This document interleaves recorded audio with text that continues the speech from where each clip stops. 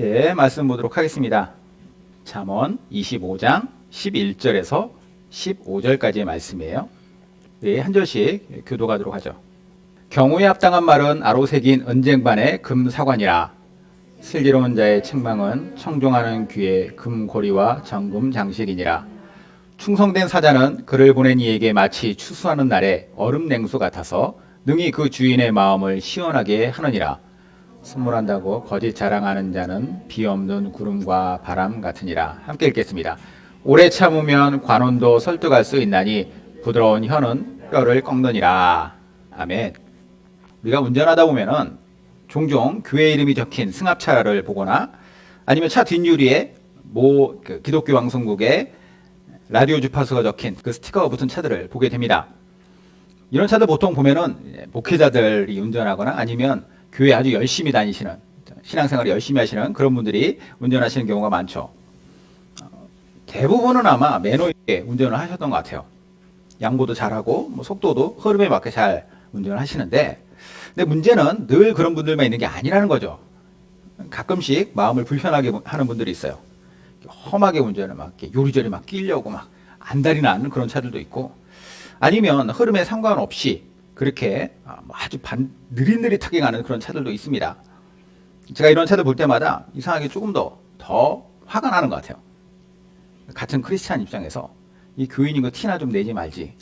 티는 티대로 내면서 이렇게 운전한다라고 하는 그런 불편한 마음. 물론 저 역시도 저희 집사람은 아주 이렇게 운전을 FM대로 하는데 저는 좀 그러지 못해요. 그러다 보니까 좀 찔리긴 하지만 여튼 티가 나는 상황에서 그렇게 운전한다?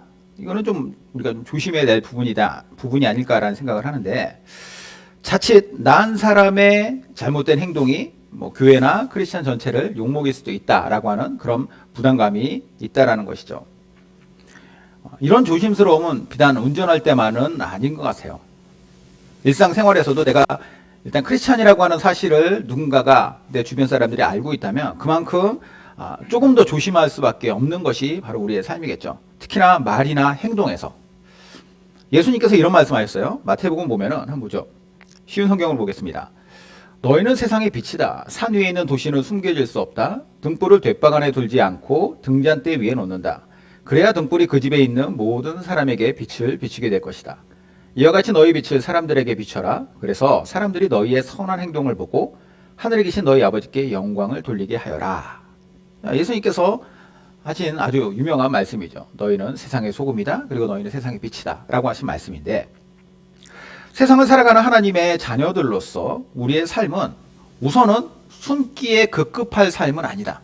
그러니까 억지로 우리를 숨길 필요 없다라는 거예요. 그리고 이 드러냄에 있어서 이 드러냄이 당당할 수 있는 것은 그 드러냄을 통한 선한 영향력이 나타나야 된다라는 거예요. 그 선한 영향력, 여기 보면은 선한 행동, 선한 행실, 이것을 통하여 하나님께 영광을 돌릴 수 있다라고 예수님 말씀하세요. 한마디로 예수님 믿는 사람들로서 똑바로 살아야 된다는 거죠. 바울 사도 역시도 이런 개념에서, 이런 의미에서 우리를 세상 속 그리스도의 향기라고 말했던 것 같습니다. 자, 이런 내용을 우리가 머릿속에 먼저 염두에 놓고 오늘 말씀을 볼게요. 오늘 말씀은 솔로몬의 잠언입니다. 잠언이 뭐냐? 인생의 경험이나 지혜를 압축해서 이걸 간결하게 표현한 짤막한 말씀이에요. 지혜의 말씀. 이게 잠언입니다. 역사상 가장 지혜로웠던 왕 솔로몬. 이 솔로몬이 자신의 지혜와 경험을 바탕으로 해서 여러 말들을 기록하고 남긴 것이 이 잠언인데, 오늘 잠언은 특별히 말에 관한 이야기를 하고 있습니다. 말에 관한 이야기. 우리가 세상을 살아갈 때 말로써 자신을 표현해요. 내 안에 있는 생각을 말로 드러내죠. 그리고 상대방의 말을 통하여 그가 어떤 생각을 갖고 있는지 그것을 또 알 수 있게 돼요. 그러니까 같이 소통하고 나를 드러내는 것 다 말로 합니다. 그러다 보니까 이 말이 상당히 중요해요. 자칫 잘못하면 이 말을 통하여 누군가에게 깊은 상처를 줄 수도 있고, 아니면 한 사람의 인생을 망가뜨리기도 합니다. 말이 참 중요하다는 거예요. 예수님께서도 말과 관련해서 이런 경고를 하셨습니다. 마태복음 15장. 무리를 불러 이르시되 듣고 깨달으라. 입으로 들어가는 것이 사람을 더럽게 하는 것이 아니라 입에서 나오는 그것이 사람을 더럽게 하는 것이니라. 정말 더러운 것은 입으로 들어가서 뒤로 배출되는 배설물이 아니라 입에서부터 나오는 말이라는 거죠. 이것은 정말 모든 말이 다 더럽다 이 말이 아니라 말을 그만큼 조심해야 된다라는 거예요. 중요하다. 심지어 야고보 사도는 이렇게도 기록합니다. 혀는 곧 불이요 불의의 세계라. 혀는 우리 지체 중에서 온몸을 더럽히고 삶의 수레바퀴를 불살하나니 그 살아는 것이 지옥불에서 나느니라. 얼마나 말이 위력이 큰가를 이야기하고 있습니다. 그만큼 조심해야 된다. 특별히 세상에 빛이 되고 향기가 되어야 될 그리스도인들의 말은 그 책임감이 더해져야 된다라는 거죠. 이와 관련해서 솔로몬이 오늘 언어 생활에 관한 잠언을 우리에게 말씀해 주고 있는데, 말을 할 때는 이 세 가지 원칙을 지켜야 된다라고 우리가 받아들일 수 있습니다. 첫 번째 원칙이 이거예요. 경우에 합당한 말을 해라. 경우에 합당한 말은 아로 새긴 은쟁반의 금사관이라. 자, 경우라고 하는 단어가 오펜이라고 하는 단어인데요. 회전하다, 계절 이런 뜻이에요. 그러니까 시기를 뜻하는 거죠. 시기. 경우에 합당한, 그 시기에 합당한. 여기서 합당하리란 말은 또 다바르라고 하는 말인데, 이거는 정돈하다. 그러니까 무슨 말이냐면 경우에 합당하다라는 것은 시기에 맞게, 그 때에 맞게 정돈된 말을 해야 된다는 거예요. 정돈된 내용, 적절한 시기, 이게 같이 합쳐진 말을 해라. 솔로몬은 이 경우에 합당한 말을 뭐라고 표현했냐면 아로새긴 은쟁반의 금사과다. 최고로 아름다운 조합을 이야기하는 그 당시의 어떤 관용적인 표현이었던 것 같아요. 최고로 아름다운 조합. 이것이 바로 시기에 맞는 정돈된 말이에요. 그만큼 시기와 내용이 적절한 말이 중요하다라는 것인데, 한번 생각해 보십시오. 정말 힘들 때 그때의 적절한 위로의 말 한마디. 어떤 문제가 너무 혼란스럽고 괴로울 때 그 문제를 확 풀 수 있는 실마리가 되는 말 한마디. 두려울 때 최고의 용기를 가져다주는 말 한마디와 실망스러울 때 격려가 되는 말 한마디. 이게 얼마나 귀하냐는 거예요. 20세기 최고의 부흥사인 빌리그레함 목사님, 유명하신 분이죠. 우리나라에서도 1970년대 때 엄청난 우리나라의 부흥의 역사를 그분이 말씀을, 집회를 통해서 많이 이렇게 영향력을 줬는데, 이분이 어렸을 때부터 모습을 보면은 어렸을 때는 참 동네에 유명한 말썽꾸러기였다고 합니다. 사람들이 다 걱정하는 거예요. 저희가 커서 뭐가 될까? 그때 그 손자를 할머니가 뭐라고 했냐면, 너는 말을 잘하고 사람을 끄는 재주가 있으니 그걸 잘 살리면은 위대한 사람 될 수 있어 라고 격려해 줬다고 합니다. 그리고 그 말은 그의 인생에 큰 힘이 되었다라고 이야기하죠. 우리나라 인천 상륙작전을 이끈 맥어더 장군도 이런 비슷한 예화가 있어요. 말썽 피우고 사고 치고 애들 끌고 다니면서 막 동네 골목대장으로 문제를 일으키니까 사람들이 다 싫어하고 좋아하지 않아, 반기지 않는 아이를 할머니가 너는 군인기지를 타고났구나 라고 하는 그 격려의 말을 통하여 자신이 자기 인생의 길을 정했다, 이런 고백을 한다고 하죠. 사람들이 못 보는 것을 보고, 그리고 그 상황 가운데서 가장 적절한 말, 힘이 될 수 있는 말을 해줬을 때 걸출한 인물들이 배출이 되었고, 그것을 통하여 그 영향력이 수많은 사람들에게까지 흘러나왔죠. 경우에 합당한 말은 정말 귀한 말입니다. 오히려 그 반대인 경우를 또 한번 생각해 보죠. 경우에 합당하지 않은 말, 즉 시기도 적절치 않아요, 내용도 적당하지 않은 그런 말을 함으로써 그 말을 듣는 사람이 오히려 은쟁반에 놓인 사과조차도, 금사과조차도 던져버릴 만큼 그런 좋지 않은 말을 한다면, 나는 나름대로 옳은 말을 했고 나는 나름대로 적절한 시기에 말을 했다고 생각할 수 있을지 모르나 상대방이 그렇게 받아들일 수 없다면 그것은 하지 않는 게 훨씬 더 좋은 말이 되겠죠. 성경 보면은 그러한 예를 보여주는 사람들이 등장해요. 대표적인 말쟁이, 욥의 세 친구들입니다. 자, 아시다시피 욥은 하나님을 잘 섬기는 당대 최고의 의인이에요. 그런 당대 최고의 의인인 그가, 당대 최고의 의인인 그가 사탄이 하나님 앞에 그 욥에 대한 참소를 했을 때 하나님이 그를 사탄으로 하여금 이렇게 어려움을 줄 수도 있도록 허락하셨던 일이 있었습니다. 그런데 그 참소의 내용이 뭐였느냐? 하나님을 잘 섬기는 이유는 하나님이 잘 해줬기 때문에, 이게 기브앤테이크가 잘 됐기 때문에 욥이 그런 겁니다 라고 하는 그런 이야기를 했었어요. 하나님이 욥이 그렇지 않다라는 것을 보여주시기 위해서 사탄으로 하여금 욥을 괴롭힐 수도 있도록 하나님께서 허락해 주셨죠. 이게 단지 욥 한 사람을 괴롭혀라 라고 하는 의미가 아니에요. 이걸 우리에게 남겨서 보여주신 것이죠. 그렇게 시작된 욥의 고난의 강도가 점점 좀 더 강해졌을 때, 결국 그의 몸까지 만신창이가 되었을 때 아내마저 욥을 떠났고, 이 소식을 들은 욥의 세 친구들이 먼 타지에서 그를 찾아와 위로하기 위해서 이렇게 얘기를 합니다. 그때 욥의 친구 세 사람이 이 모든 재앙이 그에게 내렸다함을 듣고 각각 자기 지역에서부터 이르렀으니 곧 대만 사람 엘리바스와 수아 사람 빌닷과 나아마 사람 소발이라. 그들이 욥을 위문하고 위로하러 하여 서로 약속하고 오더니 눈을 들어 멀리 보매 그가 욥인 줄 알기 어렵게 되었으므로 그들이 일제히 소리질러 울며 각각 자기의 겉옷을 찢고 하늘을 향하여 티끌을 날려 자기 머리에 뿌리고 밤낮 7일 동안 그와 함께 땅에 앉았으나 욥의 고통이 심함을 보므로 그에게 한마디도 말하는 자가 없었더라. 자, 이때까지만 해도 욥의 친구들의 모습은 어떻게 보면 욥한테 있어서 가장 필요한, 가장 그로 하여금 가장 큰 위로가 될 수 있는 모습이었다고 생각을 합니다. 밤낮 일주일을 같이 울어줬다. 할 말이 없는 거예요. 뭐라고 이렇게 위로할 수 있을 그런 말조차도 생각이 안 날 그런 상황이었던 거죠. 그런데 이들이 마음이 진정되고 나서 욥한테 뭔가를 말을 하기 시작했을 때에 전혀 다른 양상이 보여집니다. 그 친구들 중에 빌닷이라고 하는 친구가 이렇게 그래요. 수아 사람 빌닷이 대답하여 이르되 내가 어느 때까지 이런 말을 하겠으며 어느 때까지 내 입에 말이 거센 바람과 같겠느냐. 그러니까 욥은 내가 잘못한 것을 분명히 없다라는 것을 계속 이야기를 하는데 친구들은 계속 뭐라고 하냐면 너 잘못했어라는 거예요. 하나님이 어찌 정의를 굽게 하시겠으며 전능하신 이가 어찌 공의를 굽게 하시겠는가. 내 자녀들이 주께 죄를 지었으므로 주께서 그들을 그 죄에 버려두셨나니 내가 만약 하나님을 찾으며 전능하신 이에게 간구하고 또 청결하고 정직하면 반드시 너를 돌보시고 내 의로운 처소를 평안하게 하실 것이라. 내 시작은 미약하였으나 내 나중은 심히 창대하리라. 이런 말을 해요. 빌닷 입장에서 봤을 때는 이게 욥이 당하는 이 어려움에 대한 해석이 안 되는 거예요. 하나님께서는 분명히 죄인을 심판하시고 의인을 높이시는 분인데 욥이 의로운 사람이라면 이 사람은 높여줘야 되는데 왜 이 사람을 심판하셨는가? 결론은 하나죠. 욥이 뭔가 보이지 않는 곳에서의 죄를 지었구나.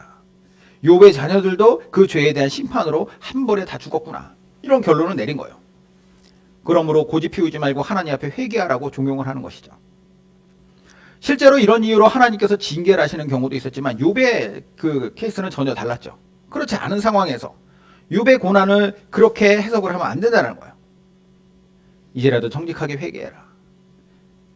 그러면 이 미약한 곳에서 다시 창대하게 될 수도 있다는 말. 뭐 여담이지만 여기 말하는 내 시작은 미약하였으나 나의 나중은 심히 창대하리라. 식당 가면 많이 붙어있는 말이죠. 뭔가를 시작하시는 분들한테는 인기가 있는 그런 말인데 한 구절만 보면 좋은 말이지만 이 맥락에서 보면은 결코 이것은 좋은 말은 아니었던 것 같아요. 그렇죠? 욥의 비참한 상황을 은근히 이렇게 까는 내용이에요. 우리가 그리스도인으로서 말을 이렇게 하면서 살면 안 된다는 거죠.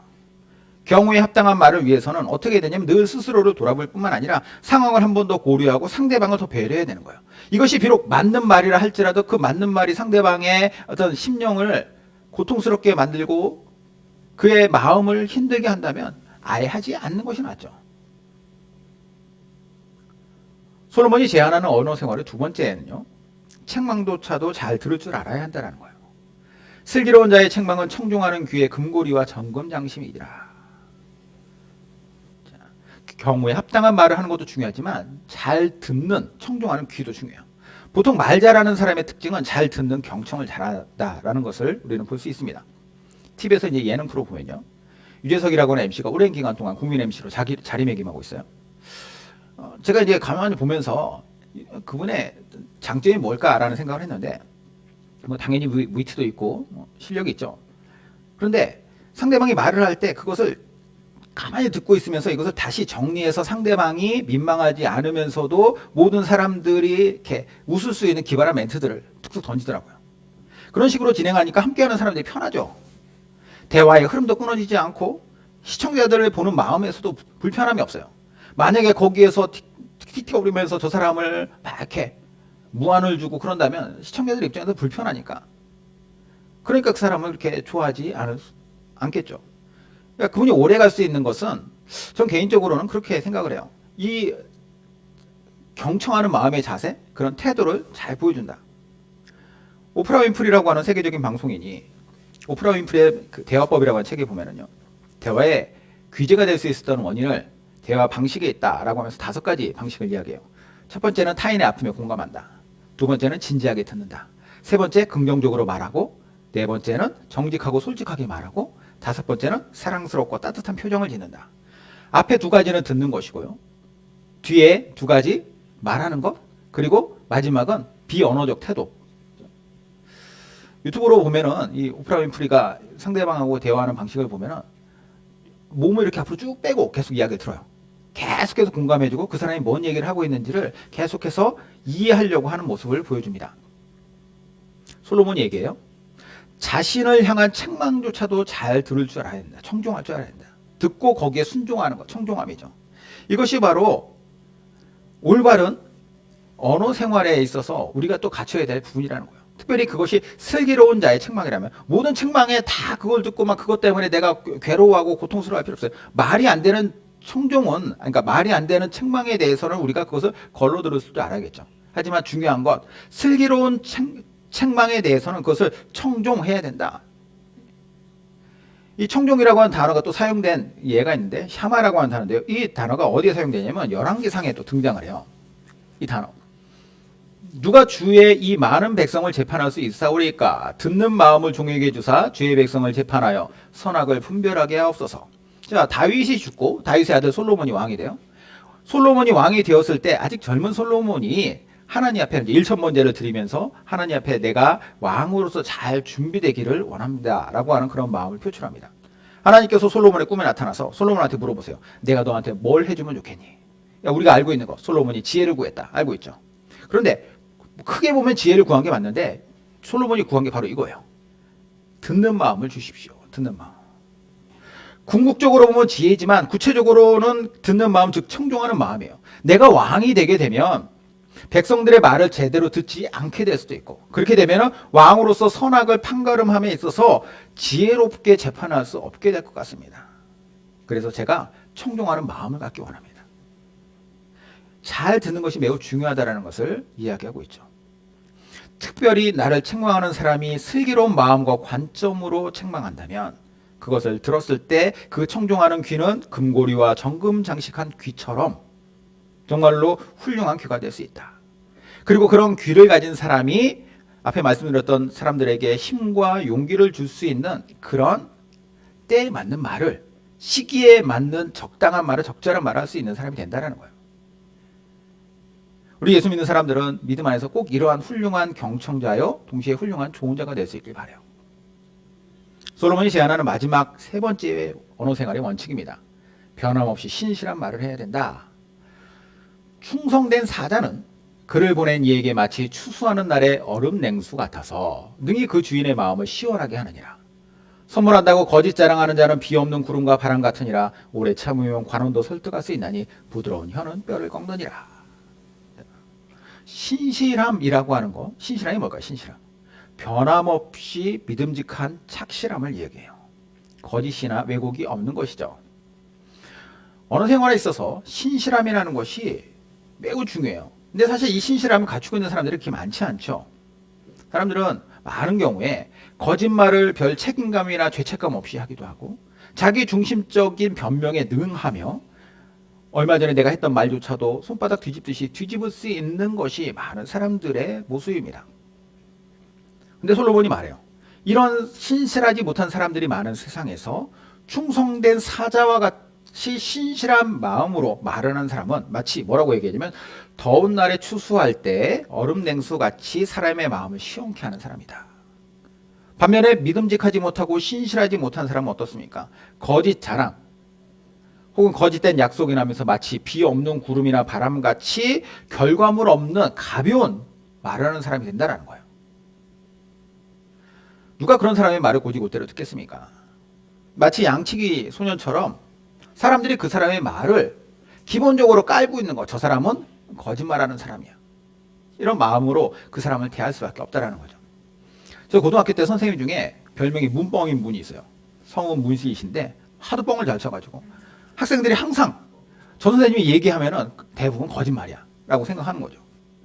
그러니까 내 삶이, 내 말을 하는 것이 사람들에게 얼마나 신실함을 줄 수 있느냐, 매우 중요한 요소인 거예요. 예수 믿는 사람들로서 그런 평가를 받으면 얼마나 부끄러운 일일까라는 생각을 한번 해보시기 바랍니다. 이런 신실함은 꾸준함을 이어가야죠. 꾸준하게 변함이 없어야 된다. 마지막 15절에 보면은 오래 참으면 관원도 설득할 수 있다, 이런 표현이 나오는데, 관원은 뭐냐면 통치자를 뜻해요. 계급주의가 확실하던 시대에서 통치자에게 아랫사람이 뭔가를 말을 해서 그를 설득할 수 있다는 것은 쉽지 않은 일입니다. 그런데 이런 통치자조차도 설득할 수 있는 비결이 무엇이냐? 오래 참을 줄 아는 부드러운 혀라고 얘기를 하는 거예요. 이게 바로 변함없이 신실한 사람의 말이라는 것이죠.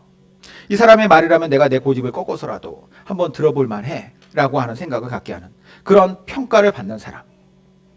이게 그냥 내가 가만히 있다고 되는 것이 아니죠. 신실한 말을 늘 하려고 하고, 그 마음에 변함이 없을 때, 그럴 때 믿을만한 사람, 신실한 사람이라고 하는 평가를 받는 것입니다. 우리가 그런 사람들이 되어야 할 것이고, 특별히 오늘날 예수 믿는 사람들이 얼마나 세상에서 욕을 먹고 교회가 교회다움을 상실한 시대입니까?